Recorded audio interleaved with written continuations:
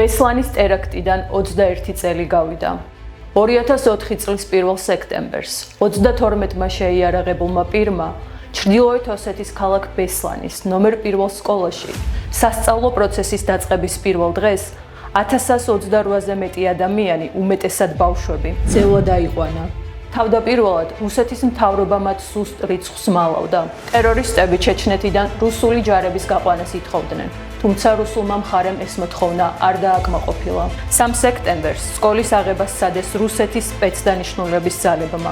საკუთარი მოქალაქეების წინააღმდეგ დაწყებული შტურმით 330-ზე მეტი მძევალი დაიღუპა.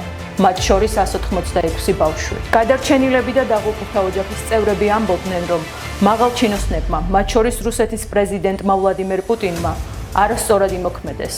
2017 წელს სტრასბურგის სასამართლომ დაადგინა, რომ რუსეთის მთავრობამ ვერ დაიცვა საკუთარი მოქალაქეები.